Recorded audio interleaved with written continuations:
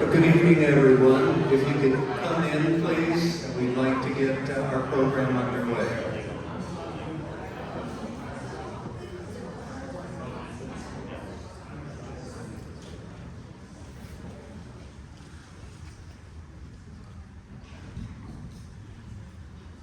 Okay, thank you all so much for coming tonight. Good evening. On behalf of all our sponsors, welcome to the Bellevue City Council Candidate Forum. My name is Paul Bruno, and I'll be the moderator for this evening. Because climate change is in a critical stage, we are focusing on that topic this evening, along with other environmental concerns. But before we get started, I'd like to introduce Mark Aurelius to say a few words on behalf of East Shore Unitarian.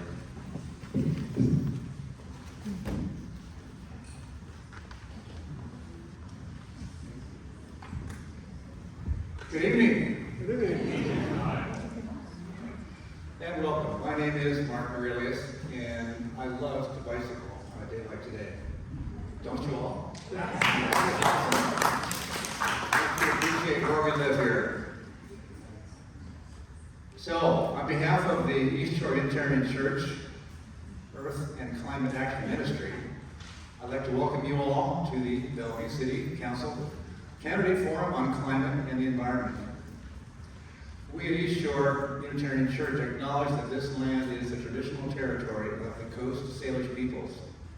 We recognize the impact of settler colonialism and pledge to nurture our relationship with our indigenous neighbors. Their ways and understanding will guide us as we work to restore and sustain their homelands upon which we all depend. I'd like to also acknowledge and thank the many organizations that have helped sponsor this event. And to be clear about how many of our organizations care about our community and this environmental issues that we're having. Looking forward to the conversation tonight.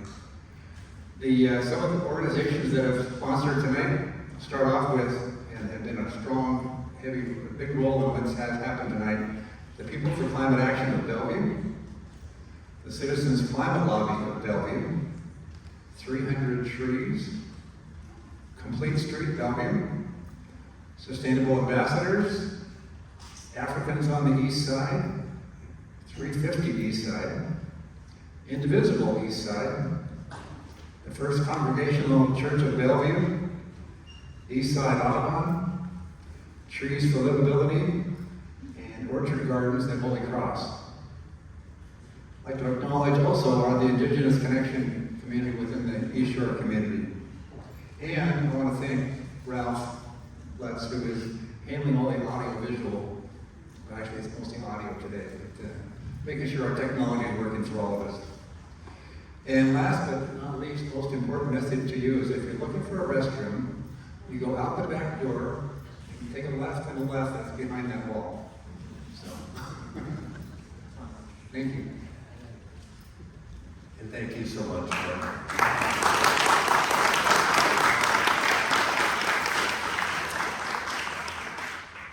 Also tonight, we're fortunate to have 3 Bellevue students from the Sustainability Ambassadors Youth Leadership Training Program to offer their voice for the future. So please welcome the Sustainability Ambassadors.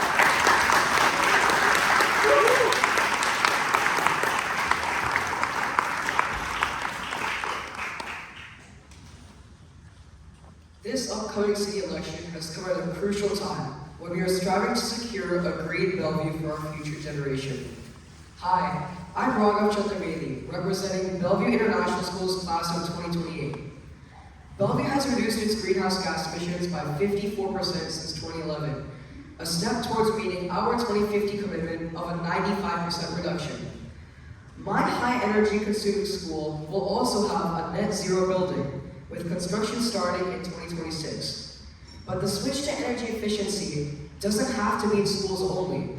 It can and must happen in all new and existing homes. The youth can advocate for heat pumps, solar panels, electric cooktops, LEDs, and smart thermostats, but we will rely on your partnership, respected candidates, to get this done. I hope that the gift of sustainability that my school community will enjoy spreads to every future high schooler in the form of a modern, green building, as well as a green residence. Thank you all, and let's rapidly advance a sustainable future.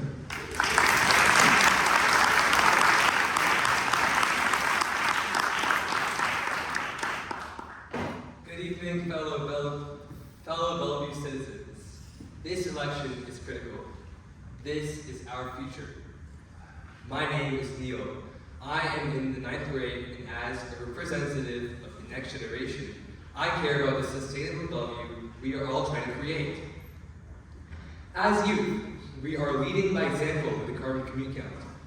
Students track how we get to school and calculate the carbon emissions of each commute. This baseline data lets us design campaigns such as bike to school days, carpool challenges, and better transit use, which reduce emissions and makes sustainable commuting easier. By connecting our carbon commute count results to city and school sustainability goals, we show that student-led action can create real change. With city support for safe sidewalks, bike paths, and public transit, students can choose cleaner, healthier commutes. As a student, I need to know that the next city council will work with us to make these changes possible. Our path to a sustainable future depends on leaders who are committed to safe, healthy, and climate-friendly transportation. Thank you.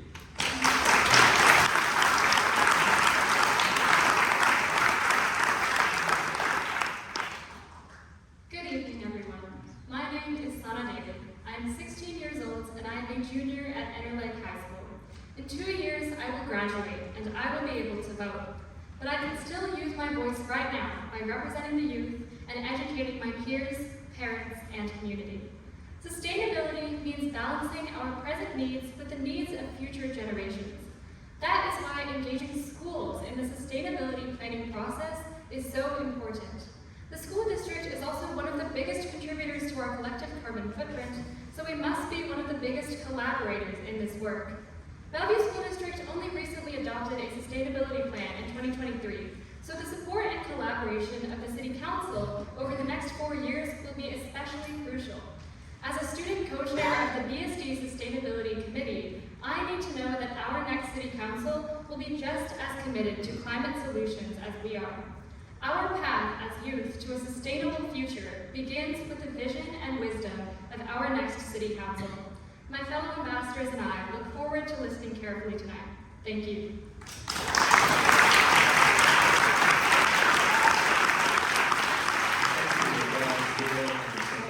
You truly are our future.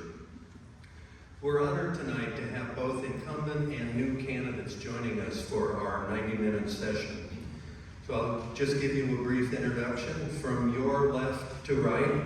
For position 1, candidate Paul Clark. Councilmember Vishal Bhagarva. Position 2, candidate Noreen Breyer. Councilmember Conrad Lee. Position 4, candidate Radna Diaz. And unfortunately, Jared Newenhouse was not able to join us this evening. Position 5, candidate Matthew Risch. And Councilmember Claire Sumaduwiria. Position 6, Nicole Myers, candidate, and Councilmember Lynn Robinson.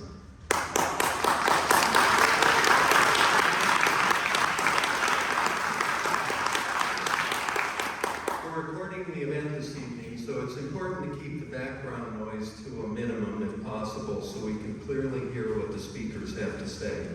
Because our timing has been carefully programmed, once the program and questions begin, there will be no opportunity for debate or verbal comments from the audience. Just in case, anyone in the audience who chooses to interrupt these proceedings will be asked to leave immediately and if necessary, we hope it's not, to be escorted out of the room. To facilitate maximum benefit of our time together, the candidates had submitted pre-written self-introductions, which you should have received when you came in this evening. The first 60 minutes of the program will consist of 2 questions the candidates were given in advance. They will have 2 minutes to respond. The candidates will answer in an alternating round-robin format. So for instance, the first question tonight will go to candidate Paul Clark in position 1 and then move down the line. And then for the second question, we'll start at the other end of the table with candidate Nicole Myers, and then over to Lynn Robinson, and back up to Paul and down. So so in order to keep us on track too, Cameron Barajas has volunteered to be our timekeeper, and we appreciate the candidates honoring the stated time limits. And in the final 30 minutes tonight of our program, the candidates will answer questions from you, the audience. So please use the index cards that you were given, and if you don't have them, here comes more now. And write your questions on the card, and then pass it to the center aisles, and then one of our volunteers will collect those. And it would be nice if you could do that, say in the next 30 minutes, so we're ready with those as the program proceeds. After the audience question, there will be a raffle tonight for $500 vegetarian restaurant certificates. So hang on to the raffle ticket you received when you came in, and don't rush out the door because you may be the winner. So without further ado, let's begin the questions. And we'll start off with you, Paul. And the first question is, and by the way, please don't hesitate to ask me if you need the question repeated as we go down the line. And the question is, among Bellevue's top priorities are growth and affordable housing while keeping Bellevue's quality of life high for all families. How does meeting our climate goals and achieving sustainability and climate resilience fit into this picture of our future? And you have 2 minutes, Paul. Let's check and see if it's on. Oh, it is on. All right, we're ready to go. All right. Well, Bellevue is growing rapidly, and the way we manage that growth is going to determine both affordability and our climate future. I believe in smart growth, and by that I mean directing new housing and jobs into transit-rich areas like Wilburton, Belred, downtown, where I live. This makes it easier for families to live near work, transit, and services, which reduces car dependence, cuts emissions, and keeps the bulk of our growth out of single-family neighborhoods, which have fewer transit options and often have infrastructure gaps. This is not an abstract concept for me. I live this out every day as part of a single-car family that walks for most of our transportation. We also use transit. I did participate in bus bingo. Thank you, sustainability ambassadors. I did get the bingo. Check out my socials for that. And when you look at support for transit initiatives and compare them to the number of people who actually use transit, you can see something kind of interesting. A lot of folks support transit so that other people will ride it, reducing congestion for their continued car usage. Not me. I've lived this out for 25 years living downtown, working downtown, and I would be happy to compare my carbon footprint with anyone on this stage or whoever run for council. I've also supported investments like the 2022 Parks and Open Spaces Levy, which expanded parks and trails across Bellevue, but also helped us ensure growth and livability, that they go hand in hand, providing us with access to green space and recreational opportunities for every neighborhood, which is especially important in our upcoming growth corridors, which must be attractive to prospective residents if we want these growth plans to be successful. For me, sustainability is not separate from livability. It's how we ensure our quality of life holds up for future generations. By building affordable and market rate housing near transit, protecting open space, investing in infrastructure that reduces emissions, we can keep Bellevue vibrant, resilient, and family friendly.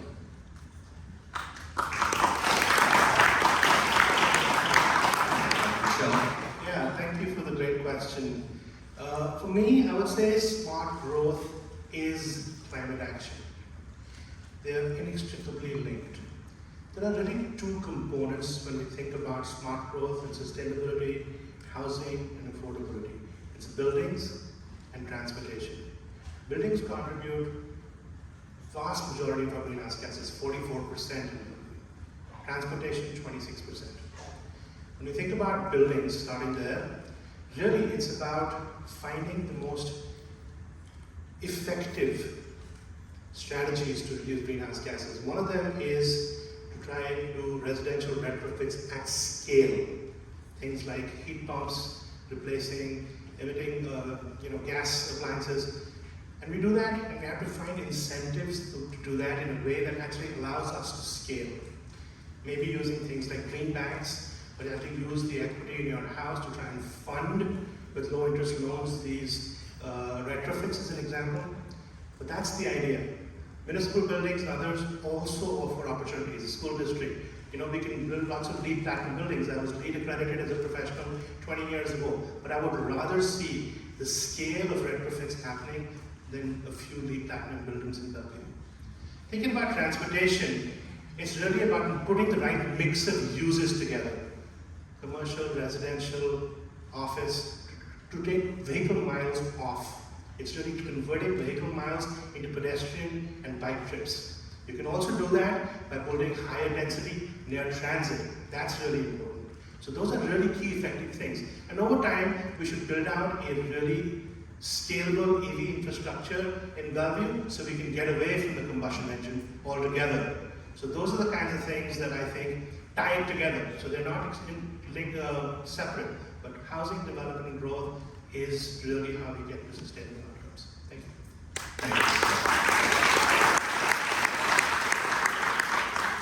Naveen, same question. Yes. Meeting our climate goals isn't separate from Bellevue's priorities. I believe it ought to be a guiding principle in how we design our city. We take great pride in our motto here in Bellevue, that Bellevue is a city in a park.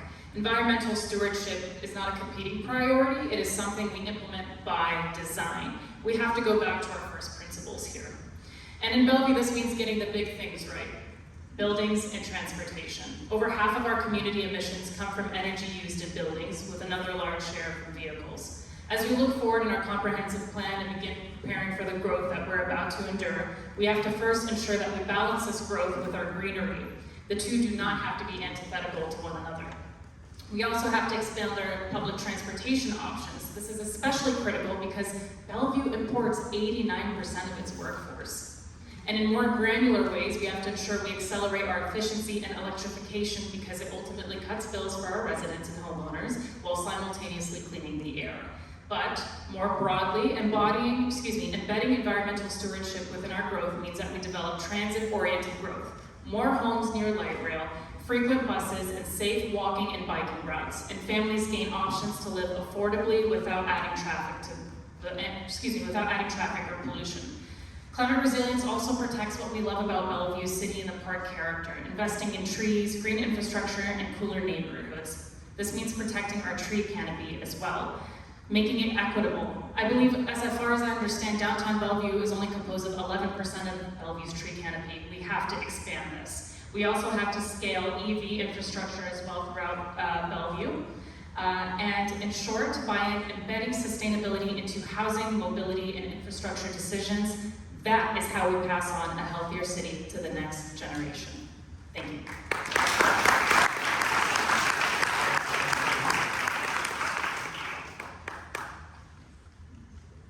I believe that environmental stewardship and climate sustainability is very important to the survival of our human civilization. The things that we do has to be done hand in hand, growth and affordable housing and others that will be enumerate. Bellevue is reputed as a city in the park. We also very much involved with salmon habitat. We are involved with the Salmon Recovery Council, which I'm a member of. And also I'm involved with the organization of clean water, stormwater, waste treatment, and various other mountain to sun, windway, Mercer through Environmental Center project. And I think Bellevue has done a great job. Bellevue has a great city that is working very hard to meet its reputation. Bellevue has been listening to the public. We've been working very closely hand to hand with the environmental organizations organizations. Some of the things that we're doing is we have a sustainable Bellevue environmental stewardship plan. And from 2021 to 2025, we have updated, we've made some progress.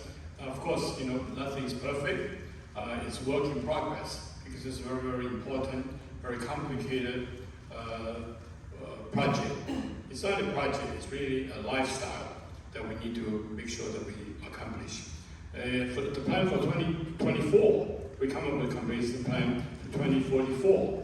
We have a guiding principle of providing 35,000 new housing units and 70,000 jobs while focusing growth near transit, TOD, transit-oriented development. Regional partnerships such as King County City Climate Collaboration, K4C, and Eastside Climate Partnership, climate vulnerability assessments to prepare for heat, flooding, and storm impacts. Thank you, Councilmember Lee. Thank you.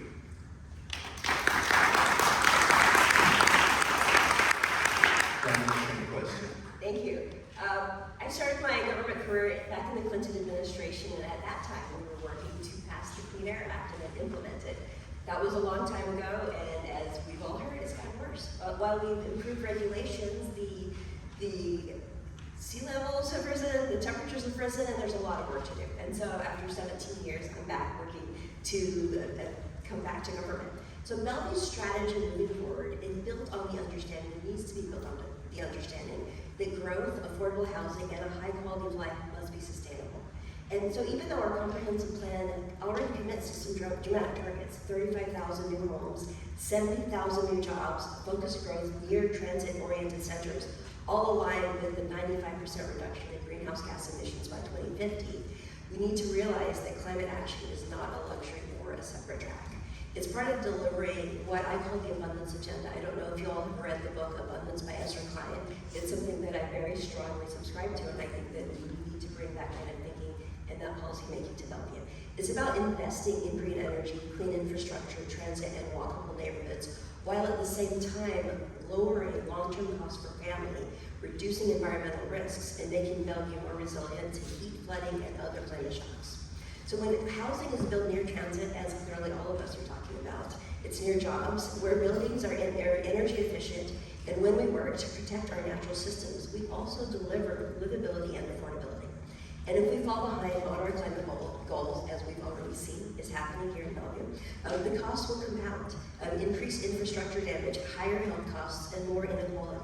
So sustainability is essential for ensuring that growth lifts everyone and that our quality of life for all families is preserved, even as Bellevue grows responsibly. Thanks.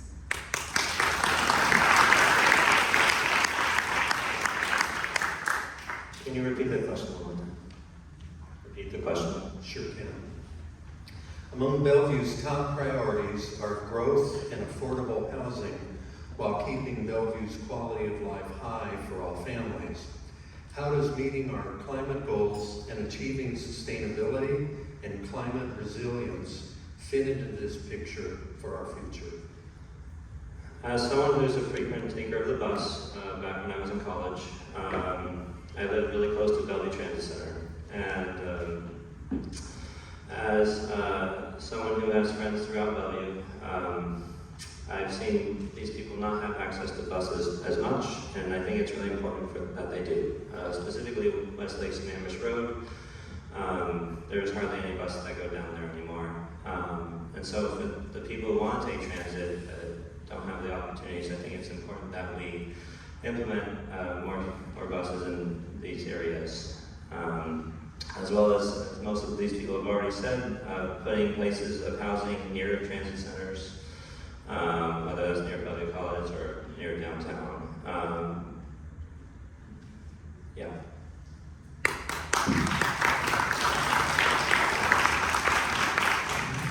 Same question. Thank you. For me, climate action and a growth priority and not competing interests. They are complementary strategies that strengthen each other. When we build climate resilience into our growth planning, we create more affordable, livable community for everyone, not in this room, but every corner of Bellevue. Take affordable housing for fact, as I was part of the King County Strategic Climate Act Plan Force Task Force and co-chair of King County Open Space Equity Cabinet. I learned that building electrification and weatherization reduces long-term energy costs for all residents. When we require new multi-family buildings to be EV ready and energy efficient, we are protecting our future for our kids and our grandkids. The Energy Smart Eastside program demonstrates how city we can collaborate together, help every homeowner transition to heat pumps, saving money while reducing emission. For economic growth, climate action attracts business and talent who increasingly prioritize sustainability. Small business like mine benefit from energy efficient programs and reduce operational costs. When we invest in transit-oriented development and safe bike infrastructure, we are creating a workable, vibrant community and neighborhoods that's driving economic vitality. Quality of life improves when we have cleaner air, reduced traffic congestion, and resilient infrastructure. We need to support each other. We need to support policy that emphasize heat pump and every other tools we can have. So crucial as summer's getting hotter, the weather is more crucial.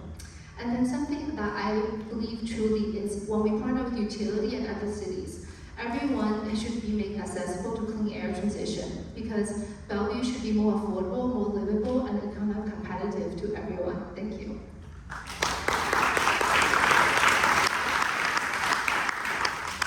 Hello, my name is Nicole Myers, and one of the reasons I'm running is that I was so disappointed that we missed our opportunity to have e-readiness included in our mental housing bill that recently passed in June. I think we have so many opportunities. We're going to be experiencing so much growth, and it doesn't save the homeowners money to not be ready to install EV.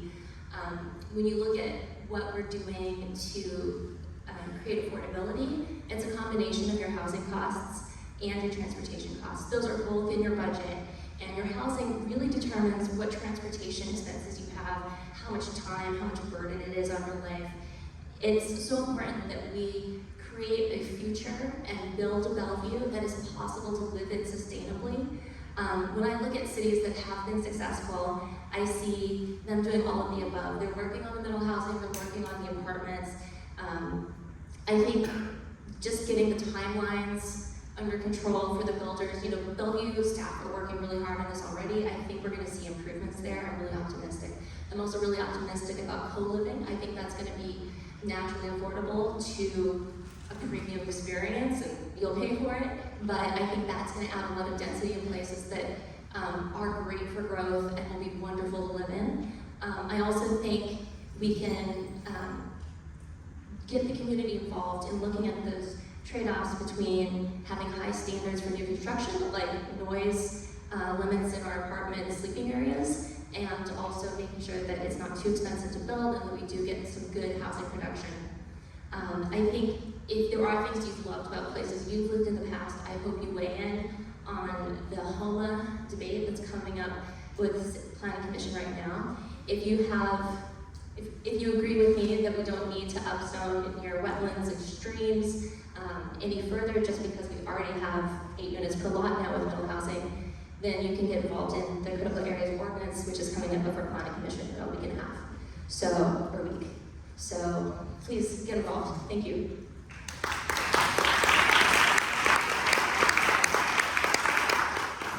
Thank you for coming out tonight. I'm Lynn Robinson. I've been the mayor of Bellevue for 6 years. And just so you know who I am, I ride my bike and take the bus so much my car battery keeps dying. So I really am sincere about working on this. And I think that the pillars of a successful community are a strong economy, a vibrant community, and sustainable environment. And as our council members said, they go part and parcel, all of them together. We have to think about that. In the last 5 years, we saw tremendous growth, some of the most growth we've seen in Bellevue ever, with population and with development. And so the good news is we're seeing far more people living where they're working in downtown. The bad news is outside of downtown, it's the same 15%. We have to change that number. We have to look at why are people still commuting from our neighborhoods. We have 140,000 people commuting from Seattle into Bellevue every day. And we have another 140,000 people commuting out of Bellevue every day. That's a lot of people commuting. The good news is a lot of people are coming from Redmond, and a lot of people are coming from Seattle. So we have our light rail. When that starts next year, I really hope that we see a lot of use and we see a lot of change. Last year we saw a 25% reduction in greenhouse gas emissions. I think that is because of the transit-oriented development that we're doing, and also the bellhop, the free electric shuttle. We have a lot of work to do.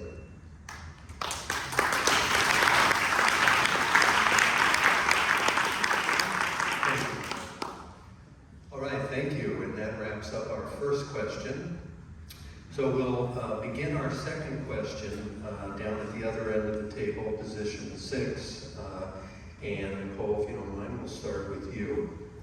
The question is, Bellevue's environmental stewardship plans contains the goal of reducing community-wide greenhouse gas emissions 50% by the year 2030 and 80% by the year 2050. And this is compared to a 2011 baseline. Previous city councils in 2014 and 2019 committed to these targets. The city's environmental stewardship staff has recently reported that we will miss the 2030 goal and we cannot meet the 2050 goal unless we quickly scale up actions now. If elected, will you honor and affirm the 2050 commitment to at least an 80% greenhouse gas reduction, emissions reduction, and how would you get the city on track for success? I definitely believe we can get to 80%.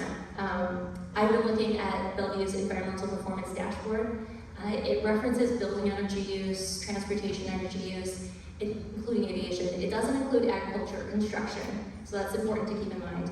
But one of the big pieces is passenger car use, and that's 21% of the emissions we're focusing on. So just as some ideas, secure bicycle parking. If you have a place you can put your bike, whether it's in the lobby of your building or at your destinations, where you can put your bike along with the lights, along with the backpack and your helmet, and you can just close the door and walk away without having to carry a heavy lock with you, I think that's going to transform bike usage and also mean that all our cyclists riding at night are going to have lights on their bikes, which is great. The second thing I think we need is grocery availability close to people's homes. When I was doing work on the secure bicycle parking project, I would hear over and over again that people can't get rid of their car because they need to get groceries, valid, and what if instead you could walk to a location in your neighborhood, see your friends, get a little fresh air, and pick up your daily groceries that are fresh. Just make it part of your lifestyle. The third thing I think we need is enhancing the pedestrian experience, encouraging people to walk even on hot days, and a huge part of that is maintaining street trees and the other enormous trees that shade the street. They're free AC for the residents. It upgrades everyone's quality of life. As we look forward to a warming climate, it's so important that we do everything we can to protect our trees and fit them in with our vision of Bellevue's future. I also feel like it should be as dignified as possible to use public transit. So just this month I was thinking, we need to have the shopping cart corrals right next to the bus. You can pull up with your shopping cart, grab your bags and step onto the bus, and it's easy. When your friend asks for smoke season advice, recommend an air filter and an induction cooktop because it's so nice to be able to not just rely on your microwave and Instant Pot. Things like that.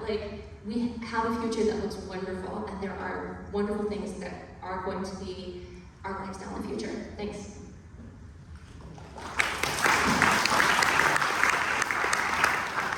Definitely committed to our 2050 commitment, and thank you for pushing that. There's two goals. There's a municipal goal of the city as a business, and then there's our citywide goals. Our municipal goals we're actually achieving. We're doing that quite well. It's the citywide where we're falling down. So we need to focus, in my opinion, a lot on, again, making more housing available to the people who work in our city so they can choose to live closer to work.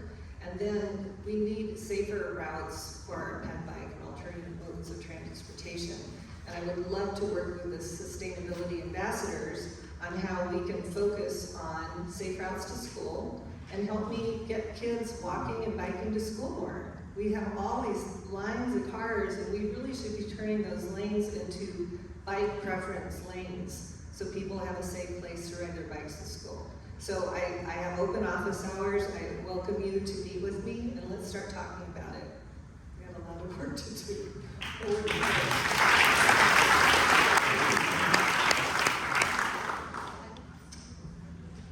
In fact, let's do that. Let's just come back this way. Go ahead. Yes, the answer is yes. So I think that the PCA reports really provide a very clear roadmap. We need all the 12 critical action and the way to meet the goal, but we have to do this together. The two biggest impact area, I believe, are the buildings and also the transportation part, which together accounts over 80% of the emission. With my living experience as a small minority-owned business and also working with marginalized groups every day, it is just really important for engaging everyone in the community. For buildings, we should immediately expand tools like Energy Smart City Site program beyond just furnace replacement, also to include water heating, weatherization, and induction ovens. We need to create similar programs for multifamily and small commercial buildings and the sector that reporting are the major emission sources. For larger buildings, we should adopt electrification ordinance with end-of-use lifetime, and that's fair to the property owners, so we encourage everybody to have partake in this initiative together. For transportation, I think that we have to collaborate regionally on the transit frequency and accessibility. I support reduce the parking minimum so that we can promote the density around the transit hubs. And we also want to encourage the EV charging requirements for the new construction and affordable housing as well to help existing buildings and adding charging infrastructure so we can move forward together. Equity must be the center of this whole topic. We need a program that helps low-income family residents access these transitions through rebates, low-interest loans, and technical assistance. Finally, we do really need a public education so every resident, every student, and people in this community can understand why it matters and how to participate. Success requires the whole community buying together, because together we're truly stronger.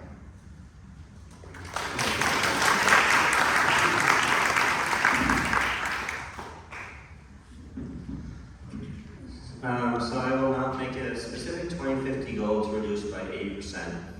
Certainly making progress so linear is not always possible.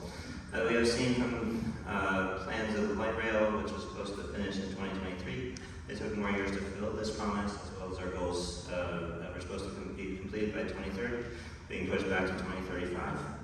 While progress in this matter is certainly important, to rush the process could be detrimental to the financial well-being of our citizens. In order to use more green energy and encourage public transportation, we need the cost of these to come down so that those who live in our city don't have more financial burden than they already do. Once these things can happen, or do happen, then we can put a date on when to make more progress in emission reductions.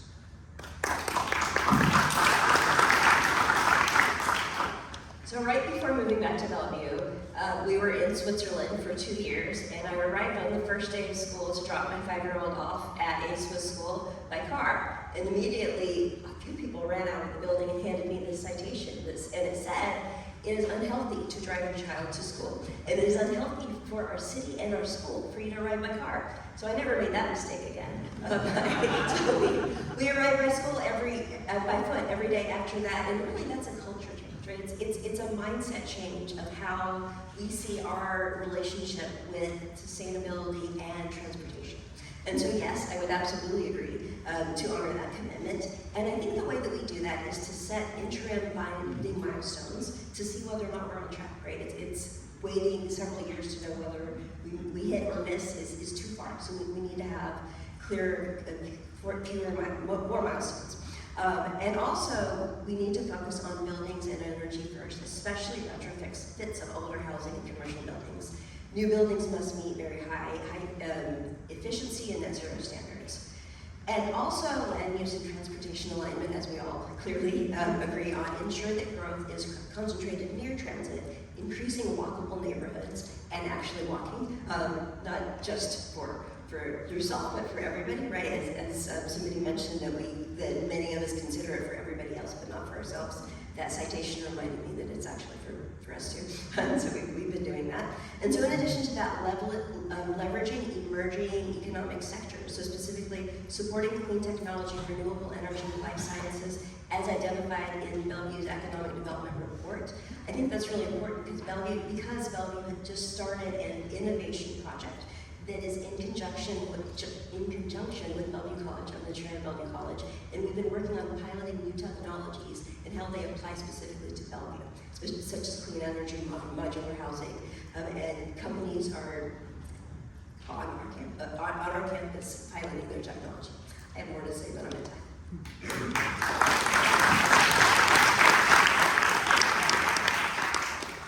Thank you. I'm very proud of what Bellevue has been doing, has accomplished, and also attempting to accomplish, to tackle.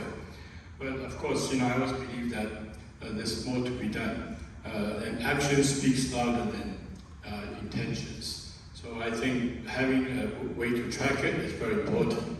And the way we do it is that we have to look at each area where we can track what progress we're making.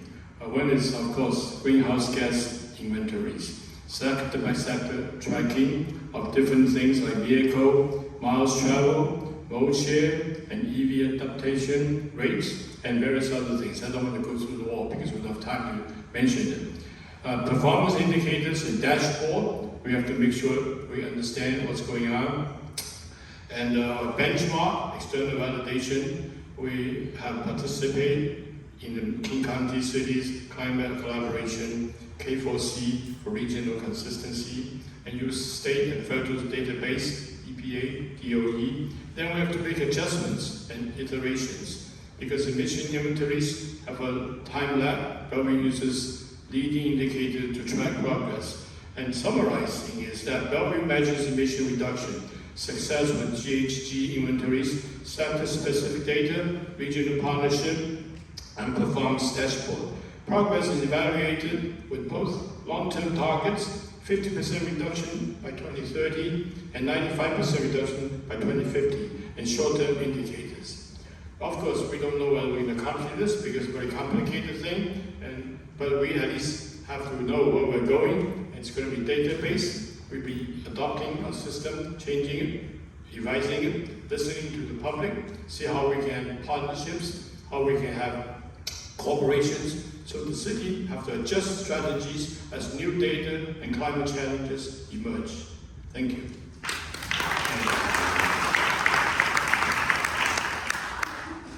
Thank you. I absolutely honor the commitment. I believe to get Bellevue back on track, we have to focus on where the emissions are, our buildings and transportation.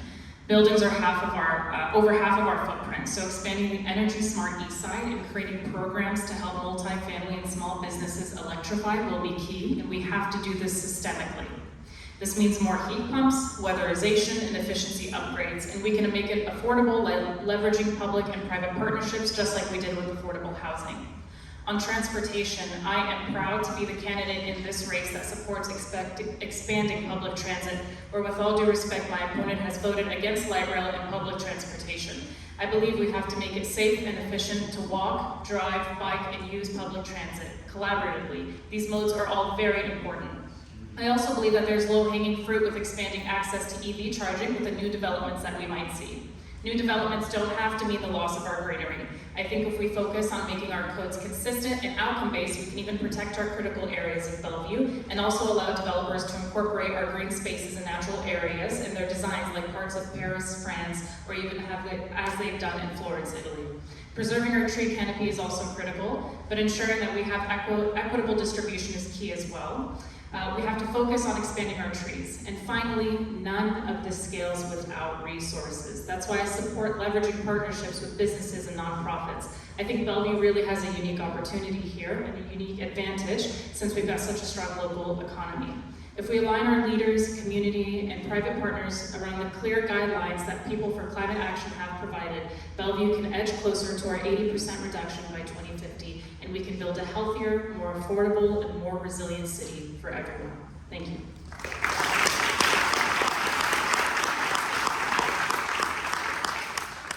All right, lots being said, but let me start by saying we've got a lot of good things happening in Bellevue. We have to continue the momentum. There are opportunities, but I have to acknowledge the good things that are happening already. We've made some of our targets. I also want to say that hell yes, I support achieving the outcomes. And it's really important to spend a few minutes saying why. Not a few minutes, a few seconds. Protecting Bellevue's future for the young generation that we've seen doing tremendous work in front of us. To make sure we have the public health benefits that sustainable development brings. Quality of life that comes from reduced heat and reduced congestion, improved access to multimodal transportation, and of course making sure we're making our contribution to the global crisis that we have. That's really important. Now, what strategies will we take? I talked about a couple already, so I won't go into detail. Building retrofits are really important, and we have to make sure we create incentives for that. Second, right land use mix and development planning goes a long way in making sure we're reducing vehicle miles. But beyond that, we have to focus on making complete streets. We have to make sure that we're able to build the infrastructure for walking and biking that gives us the alternatives, and of course, double down on transit. We have to also make sure that we're promoting green infrastructure, things like EV expansion and making sure we have charging stations. Let me quickly use the last 30 seconds for some tactical things in the near term, medium term. In the near term, accelerating the permitting process for green building retrofits. I wrote a letter a few months ago to our senators in DC asking for that acceleration. Second, medium term, we can think about electrification changes and simple retrofits through things like MFTE-like programs that allow us to get the funding and the resources in a scalable way. Thinking long term, urban forestry, thinking about biospheres across the city, thinking even about expanding our green canopy so that we can be really sustainable and set ourselves on the bleeding edge for the region and for the nation. Thank you.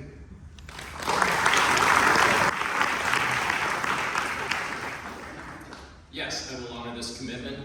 We will need help though. If you look at the wedge analysis on the city's environmental dashboard, about a third of the expected reductions depend on external factors. We are going to need the state and PSC to come through with a cleaner energy supply, and that will take pressure on our part. As I said earlier, one of the most effective steps we can take is just channeling the growth in the place where we get low carbon outcomes, our urban centers and transportation corridors.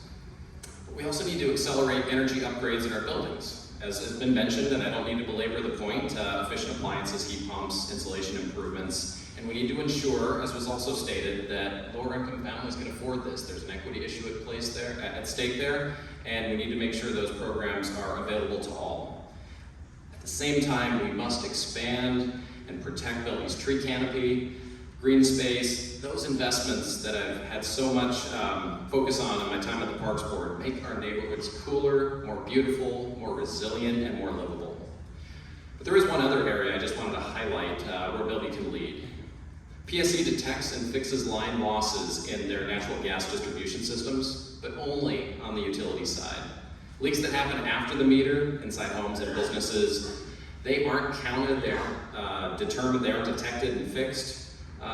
Yet they do release methane, which, as I know a lot of you know, is 80 times more of a greenhouse pollutant than carbon, especially over the first few decades.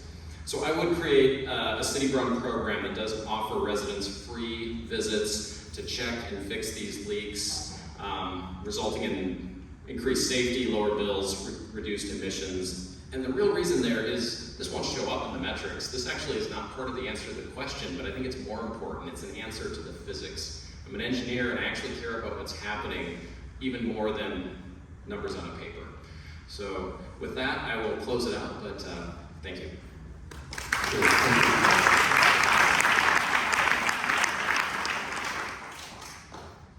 Well, thank you very much to our candidates. That concludes the first part of our program. And so now we will take a few questions from the audience, but I need to check with our wonderful volunteers out there to see if we actually have some. And we do. Okay, great. We'll start with this one.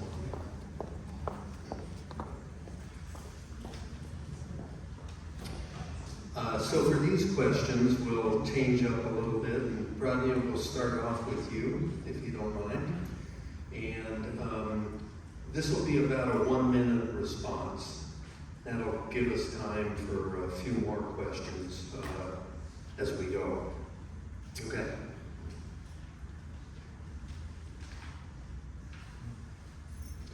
Here we go. Bellevue has wealth disparities across the city. How will you make sure all of Bellevue gets the sustainable and economically beneficial plans that almost all of you support? Try that one again. You okay with it, or? Yeah. So Bellevue has wealth disparities across the city. How will you make sure all of Bellevue gets the sustainable and economically beneficial plans that almost all of you support? Probably that you support, but you know. I do support it, in fact. So while we can't necessarily, I think that the key part of that question is equity, and especially equity as it relates to affordability. And in Bellevue, the most important part of that piece is housing affordability, because only 20% of our workforce lives in Bellevue, as Mayor Robinson was mentioning regarding the inflow and outflow of people every single day. And that is expensive. It's bad for emissions, but it's also very expensive for the people who are driving back and forth. It also has a stress tax involved. And so the way that we address this is that, in fact, to double down on making sure that people can afford to live where they work. And that is going to take more than 16 seconds to answer, but we have, the comprehensive plan has specific parts regarding concentrating density within the commercial corridors, and I only have 2 seconds, but I have a lot more to say about affordable housing, but that's my answer is affordable housing. Sure, a minute's not a lot of time, but thank you so much. So Matthew, same question? Need to repeat that? Yeah. Bellevue has wealth disparities across the city. How will you make sure all of Bellevue gets the sustainable and economically beneficial plans that almost all of you support? First of all, that's a great question. I would say, as we don't want to tax people too much to where they leave Bellevue, because our schools are amazing because of the wonderful tax dollars that you all pay already. But at the same time, there are places where we can put affordable housing in that don't have housing in them. And so we need to focus on those areas where my parents and I live is really expensive, and it is a worry for me in my future that I won't be able to afford all the taxes when they inevitably go. You know, and in those areas, the wealth is big, and I only have 10 seconds left, so not a whole lot I can say, but you know, taking care of our neighbors without having to get help from the government is an option. Great, thank you. Claire, same question. Thank you. I believe this question has 2 parts to it. The first part is the current tools and then as resources we have. And I think there's a lot of resources, you know, the city and PNC, different entities can support our community. But also we can be creative, innovative with the things we need. So I think that, I believe that please come to the city, come to us, to the council, and then as we are the representative of the city, we work for everybody in this community. So please come to us if you see the resources you need. Come to us and we need to create this together. And then the second part is definitely the public education part. So I'm a single mom of 3 young children in the public system. And when my kids learned about the bus challenge, he was so excited. It was his first time taking the public transportation all by himself. But he helped me to finish that challenge, and that is really powerful because knowledge is free, but it's so empowering and powerful because using knowledge, we can help everyone, and using that, it's empowering our youth to know how to start from a young age. Great, thank you. Nicole, same question. Hi, so I think education is so important, and there are so many things that really are accessible, and we need to help people of all income levels add these features to their lives, whether it's good indoor air quality from not having indoor cooking with gas, to the incredible upgrade in my personal quality of life when my husband was like, you know, I'm just going to take a caulk gun and caulk around our can lights during a smoke event, and the house was just such a huge improvement. I think things like that are going to save people money. It's really important that we support people making those transitions with the programs we have about heat pumps, especially Energy Smart East Side. But also, there are just so many little ways that taking building sustainability into your life can make your life feel better, and I think make our residents happier. So I want to support people with education, and I think the city can fund that. I would say the city makes equity a core value. We do that with public safety, with our public schools, access to parks and green spaces. There's no bad neighborhood in Bellevue. But having said that, we really do need to focus on the heat pump program like we're doing with the rebates. That's been a really good program for all our community. Discount worker cards for people, access to easy composting and recycling opportunities, and most important, just the development of transit-oriented communities where people can afford to live, housing of all affordabilities, and that you have that choice to live without a car. That's going to save a lot of money, and that'll help with our greenhouse gas.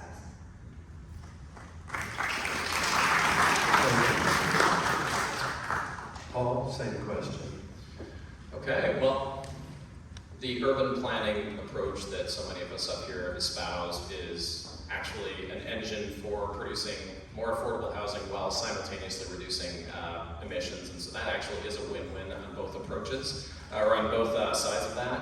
When it comes to some of these other things, like how do we get heat pumps into homes, how do we do weatherization and insulation rather, I think that there could be some economies of scale with Energy Smart East Side and the partnership we have with some surrounding cities, and we should definitely leverage that where possible. There's also going to be money available in the Washington Clean Energy Fund and other places, grants available, both public and private. Bellevue is really good. If you're not familiar with how aggressively the city pursues various grants from all levels of government, your tax dollars are being matched and leveraged very, very well. So we'll need to lean on that, and we'll probably have to find some revenue sources at some point as well.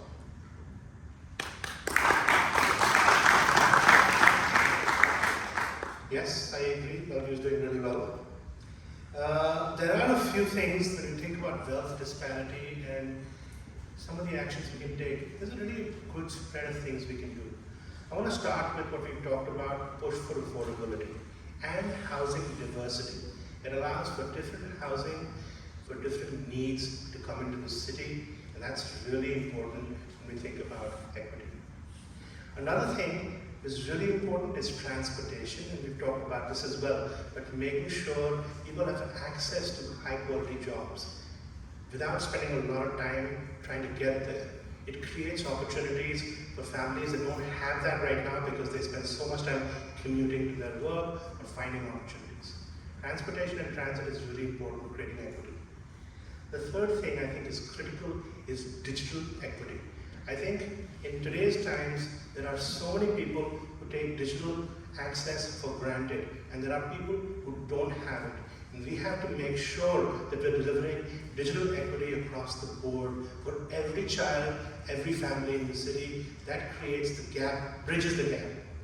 Two other really quick things I'll mention: ensuring access to good education and supporting small businesses. If we round that out, I think we have a solid plan to try and bridge the gap. Thank you.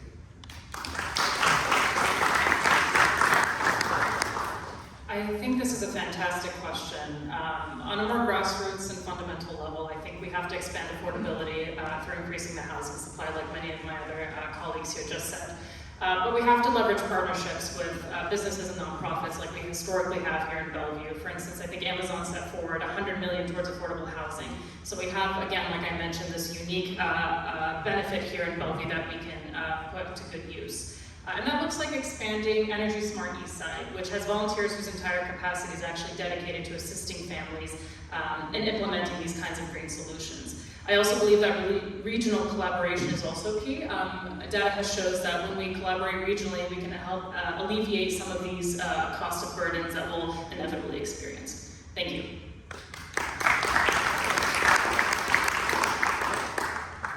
Well, there are two action areas that's separate. One is climate change, one is sustainability. The other one is equity. I think we need to separate the two.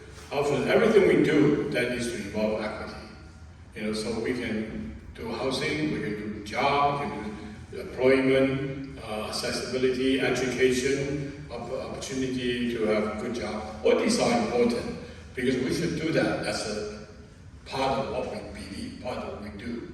But environment that we're talking about has to be built separately. We have to do it for the environment, for the climate change, to preserve our Earth, to do it correctly. So I think it's a taken for me. Equity has to be there, okay? And the other things we're talking about climate change, talking about sustainability, and these are the things we do. And when you do that, we need to keep in mind of equity. Can I ask a question? Earlier on, because a lot of audience questions coming in, so I'm not sure whether for chance. My opponent says that I voted against light rail. And I'm going to ask her, what did she vote for the light rail? Where is she when this happened? It's a yeah, so I need to have some opportunity to respond to that. If it's right now, I could, otherwise I can wait. I have an opportunity to do that. Okay, so, and I'm sorry, what to respond to? She said that I voted against the light rail. Which is somehow in her mind, it's against environmental sustainability. Okay, well, I think, yeah, we're just going to have to stick to our questions. It's just in fairness, I like to ask her that. I did not vote against Bellevue for a reason. There's many people in the Bellevue voted against it, not because we're against the transportation. We're against it. As a result, we actually have the best library system in the region. When I was the mayor, we worked diligently. So, Councilman, it's on topic, but it's going on. I understand that, but we're talking about off topic that's created by. So we're going to move on to the second audience question now. She's not taking the action. She wants anyone here. Thank you.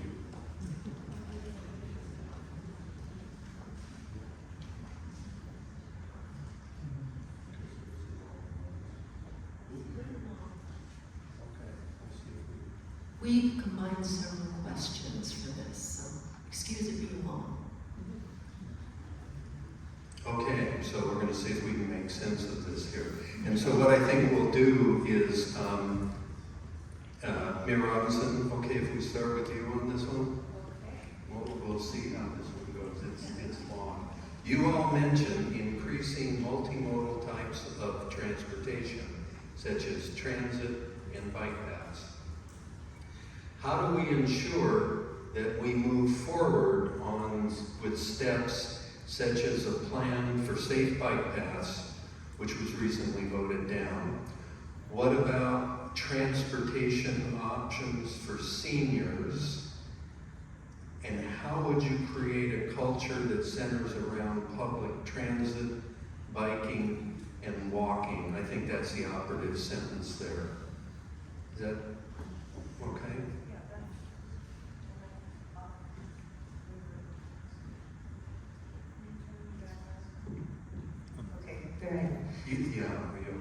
I think that's a really good question, actually, and I'm going to start from the last part, which how do we create a culture? And that's exactly what we need to do. We need to change the culture of Bellevue where it's more natural for people to think of optional ways to get around other than a car, but we have to, as the city, make it safe. And to be honest with you, we do not have complete safe routes. We have some that are amazing, but as somebody who bikes, we run out and then it's really scary. Suddenly you're in the middle of the road. We have to prioritize our Vision Zero program, and we have to prioritize our safe routes and actually making complete routes. And I've been trying really hard. It's quite a process. It's limited by budget, it's limited by will.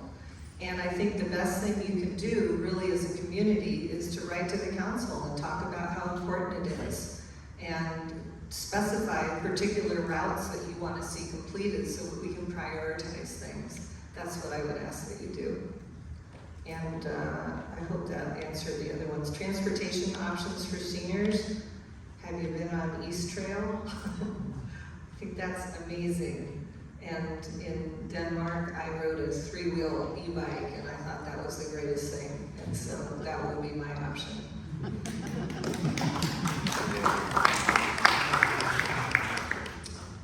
Go ahead, Nicole.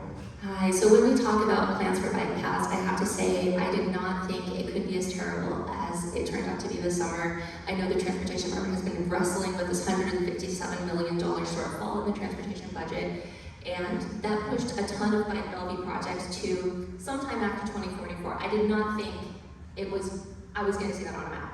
I really did not. And I think we really need to aggressively get those transportation funds in place to actually start moving on some of these projects. It's not just that, it's also sidewalk projects that are getting canceled that have been in the works for years and years. And for the bus service, there are tons of people complaining about the bus service hole. I think some of the places where we're losing bus service, as part of the consolidation for the link gradually coming onto service, but there are people who really aren't served by the current map or the map that's going to be present once the Eastlink Connections is completed, and we need to advocate for them to have something like Metrolink service to, give them that access. And then also, I think we need to, as a community, focus on not allowing sidewalks to be closed for long stretches of time without an explanation. The sidewalk south of the new fire station just leaves a gap in our network at 12 and 112, and that's like a huge multi-use path. Now you can't go across 112. So thanks. Sorry, a minute's now. Thank you.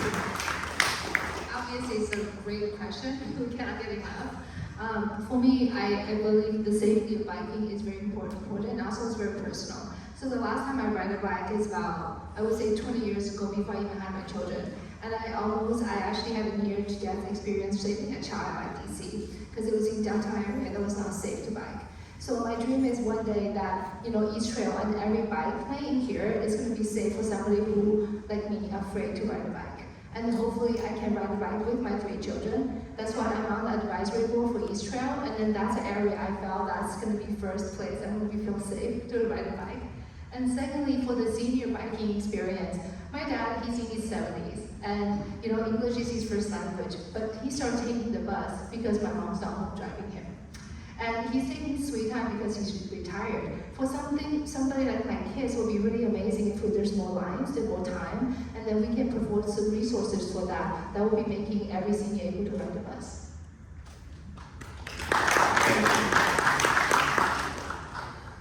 So in order to form a culture of all these things, conversations have to happen.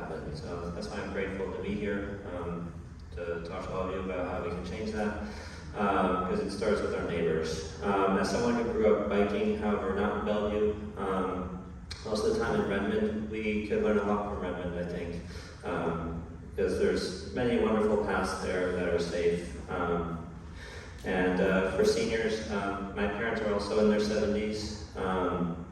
And my dad doesn't have the ability to drive anymore, so mom has to drive for him now. And just like providing services, which again is more tax money, but sacrifices have to be made there for those who can't get out of the house on their own, so they can be amongst the community is a great benefit.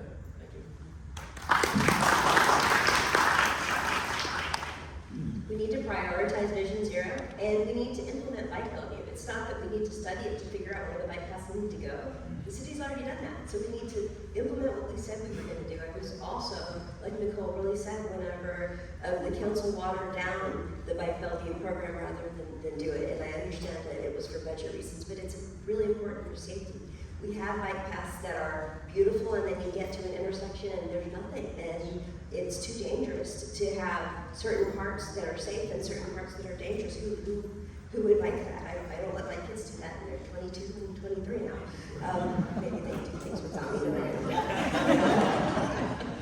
But also, bus services, the other part of the question was for seniors, is that seniors can definitely ride buses, but we need to make sure that they're practical solutions so that that's safe, that the places that they wait are safe, the boarding and disembarking are safe. So there are solutions within public transit, but we have to make sure to implement them.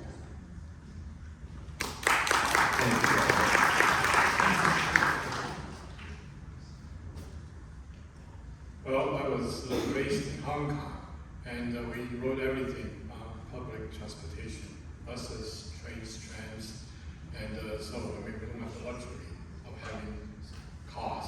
And also, it's a small place. You know, the roads are narrow. So, coming to the United States, you know, of course, we see people driving cars, and it's distance, the system, the city you live in, the place you want to go. It's more practical to use, you know, cars and so on, other kind of transportation system. I'm all for multimodal system. I'm for options because I think that's the reason I came to the United States. I come here for options. You know, because I don't want someone to dictate me, that's what you have to use. So I think that's a great thing, but it has to be appropriate for me, that I can do that.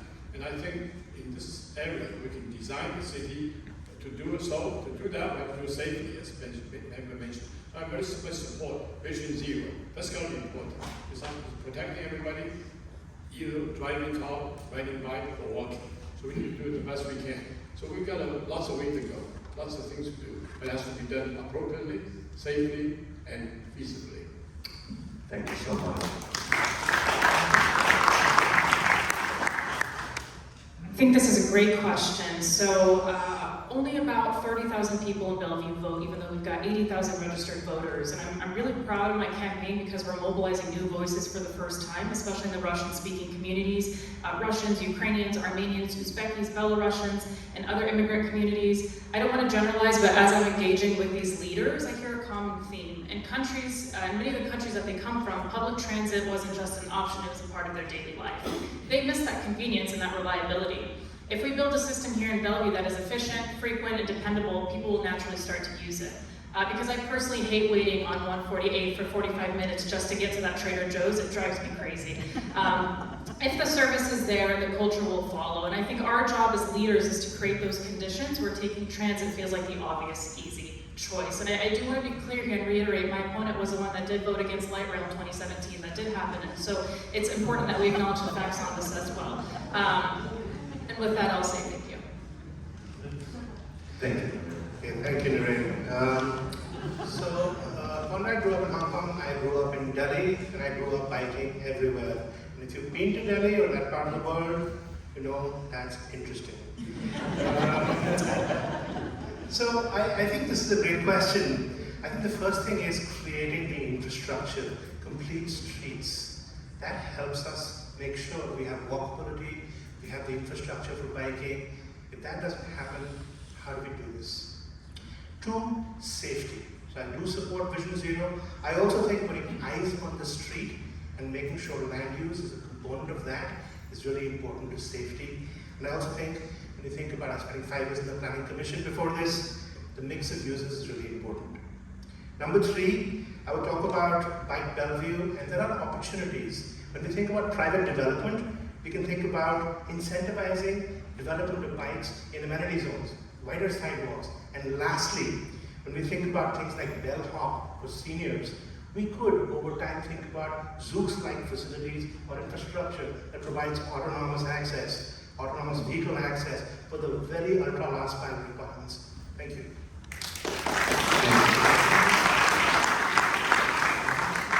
So bikes first.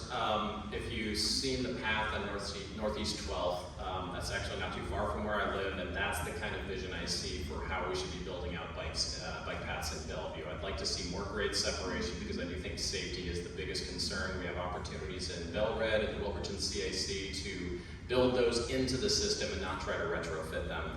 I would say though that at least in order of magnitude, more folks walk than bike, and so my focus would be as a priority a bit more on walking. I've knocked on 10,000 doors the last 2 election cycles, and I've dodged a lot of cars on some sidewalkless streets that really could use them all around this city. With respect to seniors, I agree with my opponent. I think that an autonomous solution is going to be the end game. We'll have to get some sort of bridge solution to that. I'd love to spend the last 13 seconds nerding out about my work on 5G and the importance of low latency connections for autonomous vehicle networks, but I don't think everyone wants that, and I've got 4 seconds, so you're spared. Thanks. Thank you, Paul. Yeah, do we want to squeeze one more in? Do we have time for that? Okay, yeah. Okay, so thank you so much, candidates and incumbents. We're going to go to our raffle right now, but we all thank you so much for coming out tonight and taking your time with us.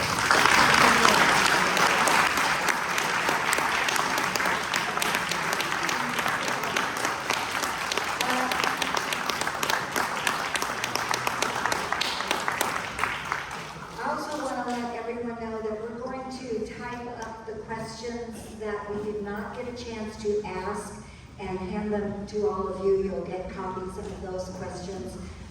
So hopefully maybe on your website or something we'll have the answers. So look for that. Okay, now for the really exciting part. We have 5 $100 gift certificates to a vegetarian restaurant.